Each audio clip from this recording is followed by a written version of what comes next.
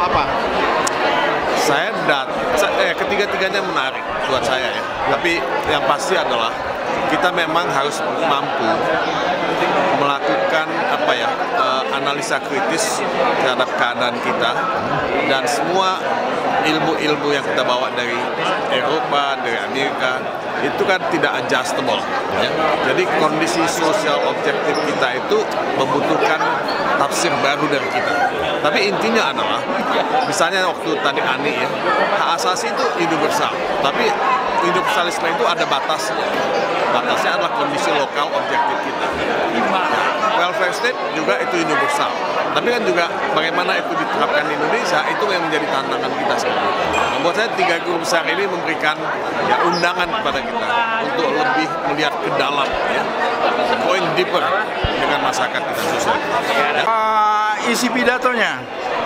Jadi isi pidato dari Fentini itu baik ya. Jadi dia bagaimana pengaruh daripada kekuatan global terhadap kemiskinan yang terjadi di negara-negara global South seperti itu.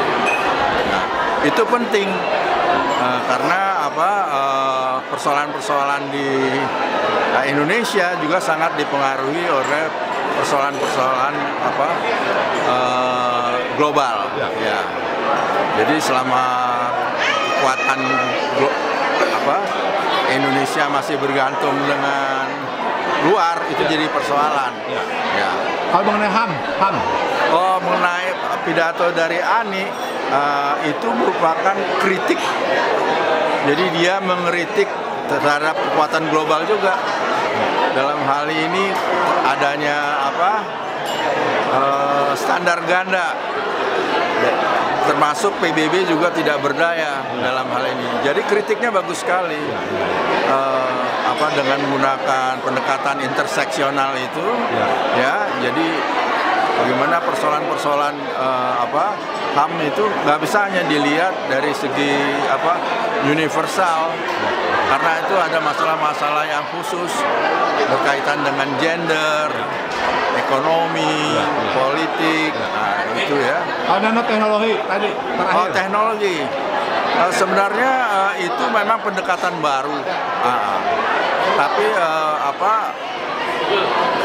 sebenarnya bagaimana ada faktor non sosial dalam hal ini teknologi, itu pendekatan baru. Ya, jadi ada faktor non sosial yang sangat berpengaruh. Jadi teknologi itu dalam pendekatan sosiologi merupakan faktor non sosial. Ya, jadi bukan hanya manusia atau kelompok sebagai aktor. Nah, jadi ada faktor non sosial dan itu sangat berpengaruh.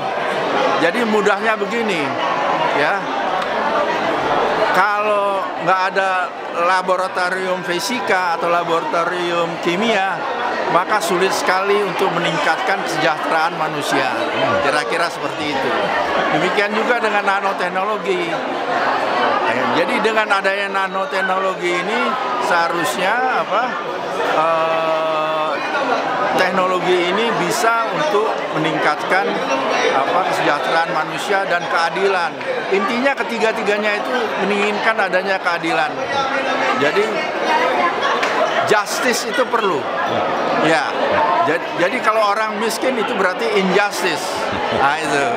Jadi kalau ada dominasi dalam katakanlah patriarki atau kesenjangan gender, itu berarti injustice. Nah, itu. Jadi semuanya seperti itu. Tiga-tiganya menurut saya yang dibicarakan adalah masalah social injustice secara global maupun nasional.